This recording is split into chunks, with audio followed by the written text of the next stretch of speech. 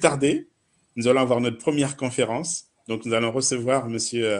Djibril Fofana qui va nous parler d'un des secteurs qu'on a vu tout à l'heure qui est vraiment important en Afrique et qui est surtout à forte valeur ajoutée, qui est donc le secteur du tourisme, de l'hôtellerie et de la restauration. Monsieur Djibril Fofana, nous vous invitons.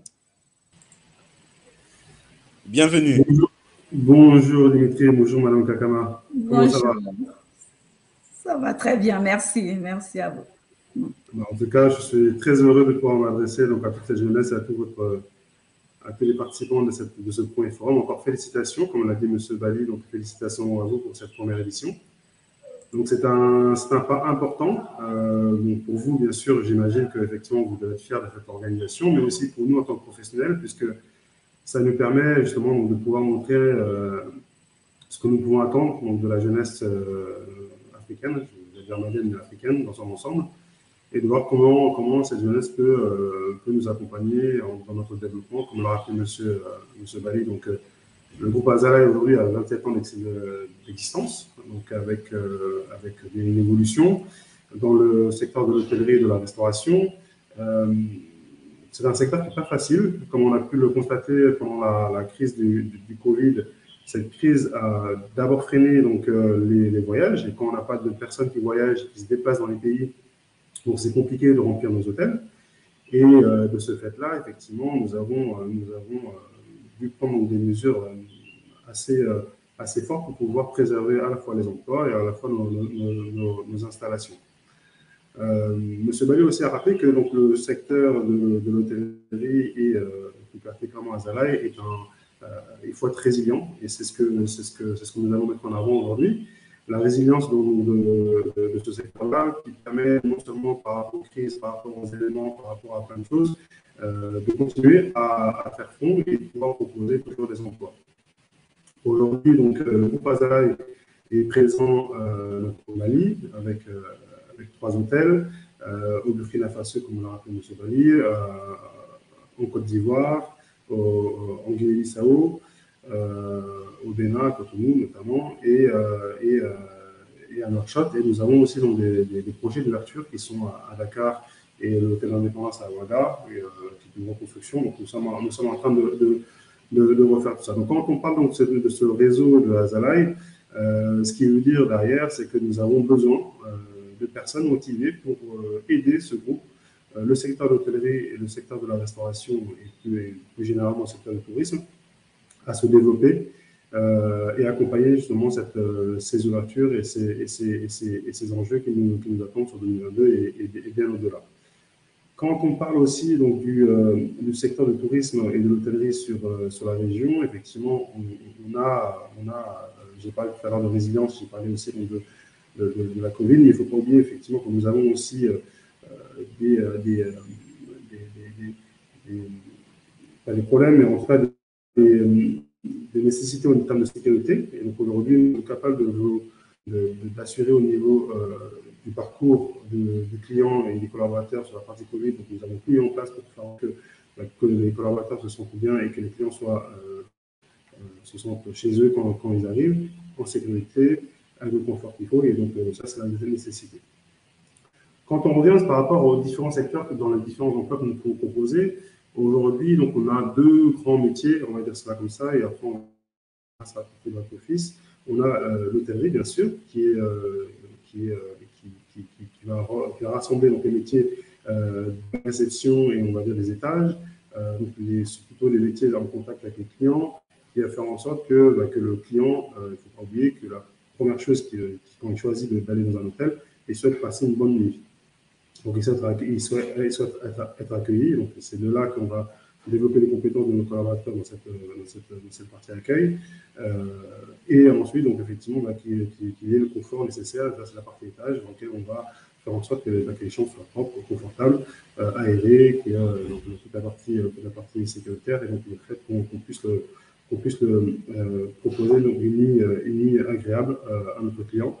Donc, le plus important, c'est qu'ils viennent, mais le challenge le plus important encore, c'est qu'ils reviennent et qu'ils soient contents et qu'ils reviennent dans nos établissements par la suite pour nous féliciter ou pour montrer sa fidélité par rapport à cette marque, à cet établissement-là. Et ça montre effectivement qu'il a apprécié son séjour et qu'il est prêt à le recommander. Ensuite, on a la partie restauration qui va englober donc, le service en salle avec tout ce que vous connaissez, donc les serveurs, mais aussi les maîtres d'hôtel, donc tout ce qui permet donc, à un client de passer un bon moment dès lors qu'il passe la porte dans le restaurant. Et un peu moins visible, donc on a toute la partie culinaire, toute la partie cuisine, qui fait qu'effectivement, on vient pour manger et les mecs qui sont locaux, régionaux, mais aussi internationaux et qui permettent justement de passer un très bon moment pour diverses raisons. Ça peut être en séminaire, ça peut être en dîner, ça peut être en déjeuner, ça peut être sur pas mal de choses. Donc aujourd'hui, Azalai permet justement de s'épanouir sur ces points-là. Donc, pour faire simple, aujourd'hui, Azalai, c'est à peu près 700 collaborateurs répartis dans les hôtels. Donc, c'est ce qu'on appelle les emplois directs, qui sont à 90% dans ces métiers-là. Azalai, c'est aussi un peu plus de 3000 emplois indirects, donc direct et indirect créés, qui permet justement non seulement à nos fournisseurs, à nos partenaires, à différentes structures qui gravitent autour d'un hôtel, d'un groupe, d'avoir donc des emplois. Donc aujourd'hui, c'est un élément important, puisque dès lors qu'un hôtel s'implante dans une localité, dans une ville, dans une région, dans un quartier, ça permet justement non seulement la création des emplois directs pour les employés, pour faire fonctionner l'hôtel, mais aussi ça permet de créer des emplois indirects. On a cette volonté première justement de pouvoir favoriser l'emploi local. Donc ça, c'est aussi très important. C'est-à-dire qu'on va favoriser à la fois l'accès à l'emploi des personnes qui sont soit dans le quartier, soit dans la ville, soit dans la région de l'hôtel dans lequel on va s'implanter. C'est ce qu'on va créer comme emploi direct à ce moment-là. Et à travers ça, donc on va faire en sorte qu'effectivement, Azalai devienne un acteur majeur, important du développement du tissu local, non seulement à travers donc, les emplois, mais aussi, ça peut être aussi à travers la sélection des fournisseurs qui peuvent nous aider dans l'exploitation. On a aussi cette volonté d'insertion professionnelle, et ça, je vais faire un petit focus sur les initiatives que nous avons prises il y a déjà quelques temps. Il faut faire un constat que dans notre région, on est en manque criant d'écoles de formation de qualité qui permet justement d'avoir des collaborateurs formés et des collaborateurs qui puissent être tout de suite employables et qu'on puisse mettre directement devant le client. Donc, partie de ce constat et partie de ce benchmark en termes sur la partie régionale, donc, on a pris l'initiative de créer des écoles hôtelières. Donc, nous avons 2 écoles hôtelières aujourd'hui qui sont à Bamako et à Lumbila, donc au Burkina Faso, qui permet à des jeunes qui peuvent être soit en réinsertion ou en continuité de leur activité, de leur formation. On va leur permettre justement de découvrir les métiers de l'hôtellerie, donc à travers la partie hébergement, de la restauration à travers la partie cuisine, la partie service en salle, mais aussi la partie pâtisserie, par exemple. Et ça fait partie donc, des éléments extrêmement importants pour pouvoir justement non seulement former des étudiants, des jeunes, leur montrer ce qui est possible de faire, leur montrer quels sont les métiers qui sont liés à l'hôtellerie et à la restauration, mais surtout leur montrer qu'il y a des débouchés. C'est-à-dire qu'aujourd'hui, on est capable de former, de détecter, de former et aussi donc d'insérer professionnellement ces étudiants-là dans nos hôtels. Et depuis 2020, maintenant, donc, cette école-là est une association, donc elle est ouverte à tout le monde, et ça permet justement, donc, avec nos partenaires qui ne sont pas forcément du Azalai, mais vraiment tous les acteurs qui sont dans l'hôtellerie, dans la restauration, de pouvoir non seulement proposer donc, des actions spécifiques pour aider ces jeunes-là à se former, mais aussi eux-mêmes bénéficier donc, des formations qui sont faites et de pouvoir donc, recruter ces étudiants-là. Donc, ça permet justement donc, de développer à notre manière donc, le secteur du tourisme, le secteur de l'hôtellerie, à travers la formation qui est un élément extrêmement important. Donc effectivement, comme vous l'avez rappelé, donc, ce forum avec le premier F qui est la formation, le FEFIPA, doit être vraiment un élément extrêmement important puisque le développement qui arrive, comme vous l'avez cité Dimitri, doit forcément être accompagné de formation, d'infrastructures de formation, mais surtout de communication auprès des jeunes pour leur montrer qu'est-ce qui est possible de faire, là où est-ce que ça recrute, là où est-ce que les entreprises ont besoin et comment est-ce qu'on peut les aider justement à atteindre ces objectifs-là. Donc ça, c'est un élément extrêmement important et on fait la même chose, comme je vous l'ai dit tout à l'heure, au Burkina Faso, avec une école hôtelière qui est un peu plus jeune, qui a 2 ans aujourd'hui, mais qui permet justement de former et de la même manière de détecter, de former et d'insérer professionnellement donc, les jeunes, non seulement dans nos hôtels, mais aussi avec nos partenaires dans la région. Nous avons aussi un élément extrêmement important, puisque un collaborateur, quand on le recrute pour 2 choses. Ça, il faut l'avoir en tête.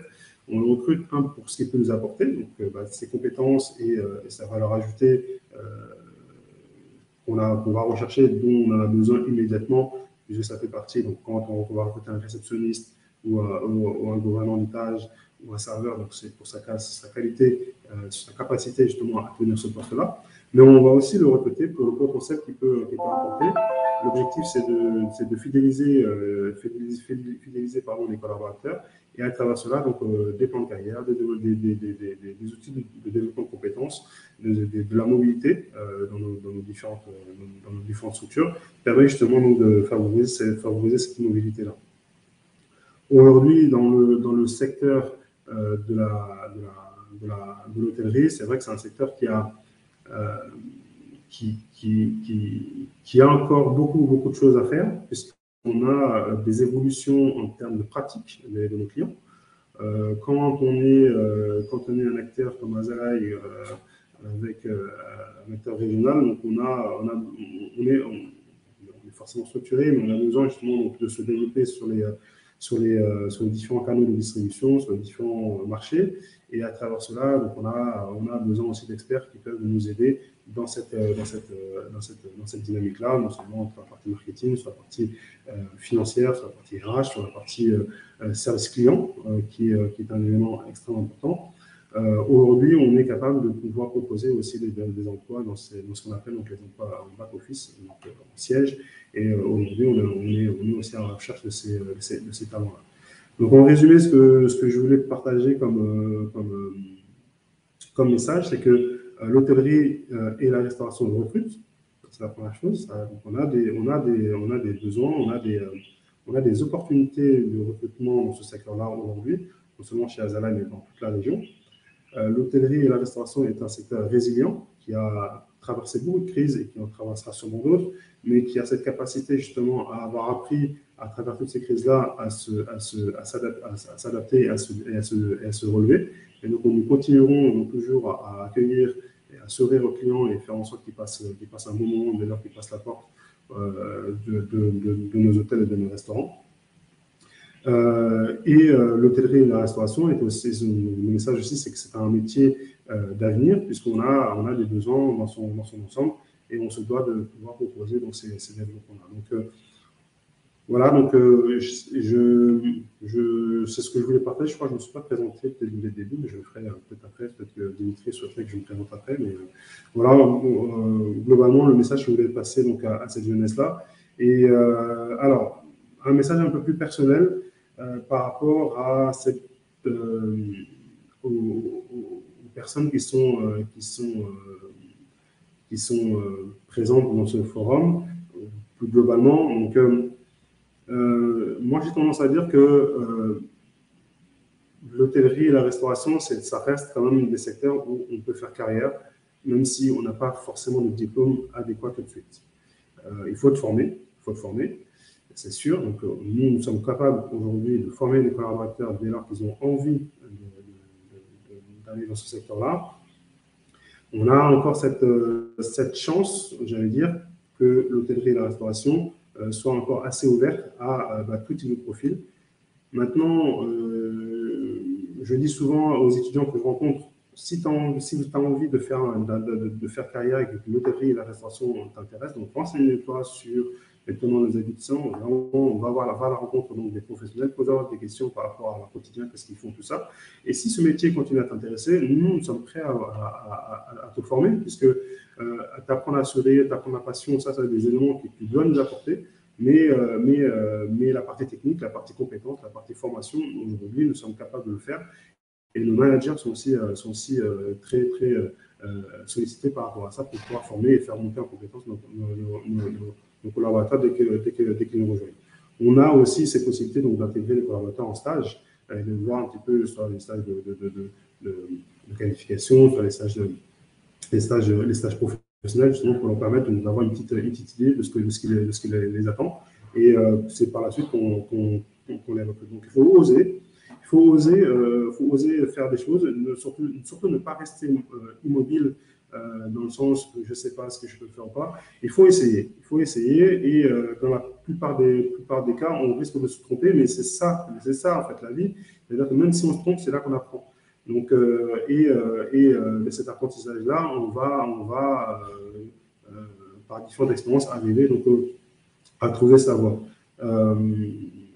Cet apprentissage est nécessaire. Cet apprentissage est presque, je vais presque dire obligatoire, mais le fait de pouvoir tenter et de oser quelque chose, c'est ça qui fera demain donc, les succès. Donc, comme l'a rappelé M. Valli, donc la patience est une vertu extrêmement importante dans l'hôtellerie et dans la restauration, mais aussi plus globalement en Afrique. Hein.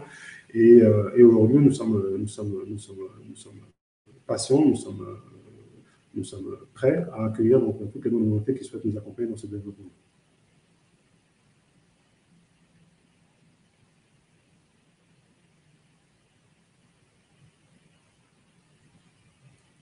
Je ne vous entends pas. Oui, je disais, M. Fofana, je me mets à la place d'un jeune qui nous regarde là et qui me dit, mais comment on fait pour être DRH? Quel est votre parcours? Voilà, bonne question. Alors, bon, après, c'est vrai qu'il y a des métiers d'expertise sur lesquels le diplôme va être important, parce que la formation de DRH, on va plutôt l'acquérir principalement donc, à l'école, donc ça, ce sont les basiques.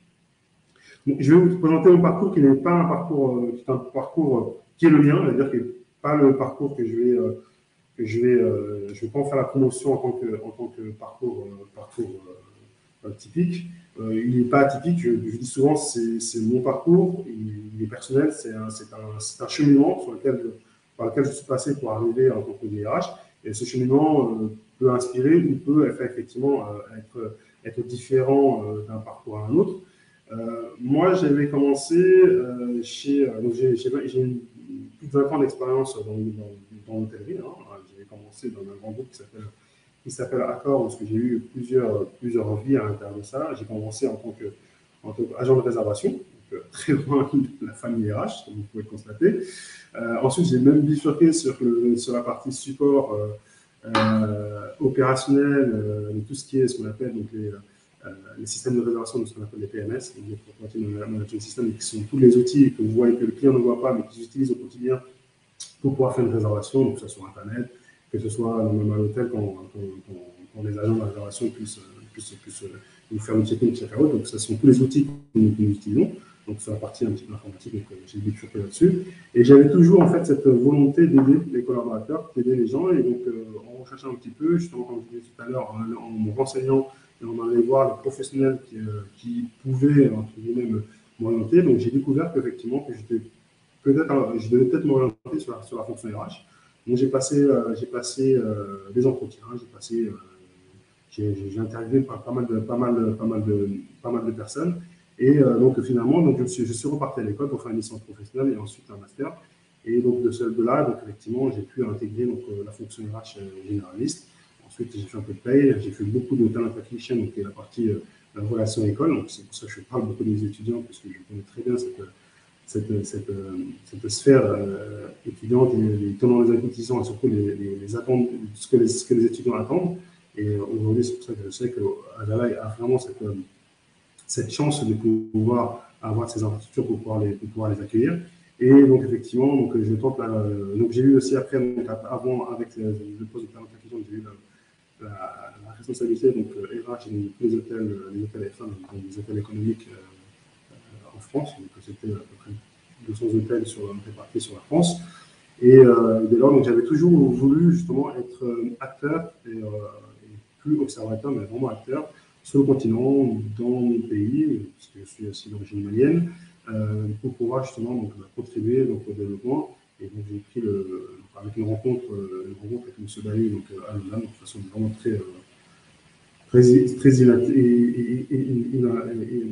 improbable, on va dire ça comme ça. Donc on a discuté, on a échangé, effectivement on est arrivé à cette conclusion qu'on pouvait s'aider mutuellement. Donc moi, avec le besoin de me reconnecter avec le pays, de contribuer à son développement, et effectivement, donc, et pas avec le regard et l'expérience que je pouvais avoir. Donc aujourd'hui, ça c'est mon parcours, mais demain, quelqu'un qui a envie d'être DRH, il faut être curieux, tout simplement, il faut être ouvert d'esprit, il faut effectivement être bien formé avec le bagage académique adéquat. Ça, c'est des métiers bien spécifiques. Je vais parler de la finance, je vais parler de RH, je vais parler de l'audit. Il y a des métiers d'expertise, le diplôme va être important. Mais après, le reste, effectivement, c'est plutôt des expériences, de la curiosité, de l'audace. Et donc, effectivement, il ne faut pas hésiter à se challenger. Et voilà. Ok. Et avant de conclure, juste quels sont les besoins d'Azalaï aujourd'hui en termes de recrutement, puisque vous êtes présent sur 6 pays et vraiment, on salue la vision de M. Sadek Bailly sur, en tout cas, toute cette Afrique de l'Ouest. Et je sais qu'ici, qu'il a des envies d'aller un peu du côté du centre, tout ça. Et quels sont les besoins aujourd'hui, concrètement, pour que les jeunes puissent entendre un peu, voilà. Alors, si on parle donc des ouvertures qui sont prévues en 2022, nous allons avoir pour chacun, donc à Dakar, donc le Azalaï Hotel Dakar, qui aura courant 2022, et le Azalaï Hotel Ouagadougou, donc à l'Indépendance, qui est au Burkina Faso. Ce sont des hôtels qui vont avoir vraisemblablement besoin d'à peu près 200 collaborateurs dans tous les segments, dans tous les départements. Aujourd'hui, nous avons quelques pistes de recrutement, mais ça reste très ouvert. Donc aujourd'hui, nous avons des besoins là-dessus. Donc le directeur de là, mais effectivement, en termes de chef de service, ça veut dire que les expertises sur la partie restauration, sur la partie hébergement, sur la partie étage, mais aussi donc, des collaborateurs qui sont en entrée d'emploi, donc sur la partie service, sur la partie réception, sur la partie étage, sur la partie cuisine. Donc on va avoir donc, des besoins dans ce domaine-là. Donc chacun de ces deux hôtels va à peu près recruter à peu près 200 collaborateurs d'ici le mois de juin, et les recrutements vont commencer dès le début de l'année du premier trimestre 2022. Donc, ça, il faut rester à l'affût. Donc, on va communiquer sur les réseaux, on va faire de la communication sur les différentes plateformes pour pouvoir justement attirer nos talents et ceux qui souhaitent nous accompagner. Après, pour les hôtels qui sont déjà en exploitation, donc effectivement, nous avons des besoins réguliers, notamment sur la partie hébergement. Par exemple, sur la place de Bamako, c'est à peu près une vingtaine de collaborateurs que nous avons recrutés d'ici fin mars sur la partie donc, réception, sur la partie accueil, sur la partie restaurant, sur la partie cuisine. Mais aussi, on va avoir besoin, par exemple, j'ai besoin, par exemple, de recruter des expertises sur la partie juridique, par exemple. S'il y a des personnes ou des directeurs qui sont prêts à franchir le pas et de venir justement nous aider sur cette partie-là aussi, nous sommes ouverts. Abidjan aussi va recruter une vingtaine de collaborateurs dans ces secteurs-là. Cotonou, c'est une dizaine de collaborateurs donc je parle toujours donc, dans le premier trimestre 2022. Et donc nous avons Lumila et Bissau qui sont des hôtels plus petits qui vont avoir des besoins plutôt ponctuels sur cette partie-là. En tout cas, merci M. Fofana, et entendez bien, il y a des besoins et c'est pour ça qu'on est là. Il y a des besoins. Voilà, donc bien sûr.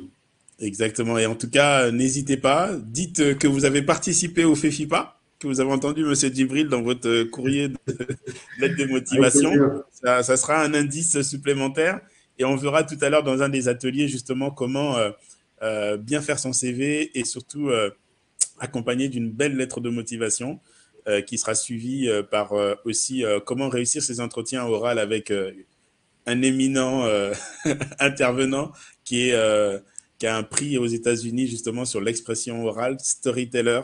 Franchement, la jeunesse, vous avez du lourd, comme on dit, qui va intervenir ce matin. Donc là, il nous reste 1 minute. Donc, je vais juste vous expliquer ce que vous allez vivre après. Donc, vous allez voir sur le côté gauche de votre écran, juste en dessous de la caméra, il y a session. Et en dessous de session, il y a les deux mains qui signifient réseautage. Et là, vous allez vivre quelque chose d'extraordinaire. C'est-à-dire que vous allez cliquer sur réseautage, donc à partir de 10 heures, pendant 1 heure. Donc, il y a des personnes qui sont connectées.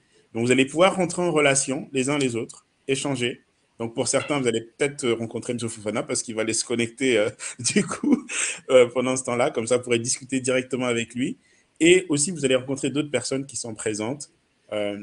Ça va vous permettre, vous voyez, d'élargir votre réseau. Aujourd'hui, vraiment, l'objectif, si vous repartez avec 1 ou 2 contacts en plus que vous n'aviez pas ce matin, nous avons fait notre travail parce que ça va ouvrir des portes qu'on n'imagine pas. Donc, c'est ce qu'on va vivre de 10h à 11h. Et à partir de 11h, donc là, vous irez dans session, ça sera les ateliers pendant 1 heure. Donc, il y aura CV, lettre de motivation, suivi après dans un deuxième atelier à partir de 11h30 sur comment réussir ces entretiens à l'oral. Donc, je vous invite à aller sur le côté donc, gauche et à cliquer sur réseautage. Et bon, FEFIPA. Et on se dit à plus tard cet après-midi, puisqu'on aura aussi une conférence sur le stage, sur la banque assurance. Donc,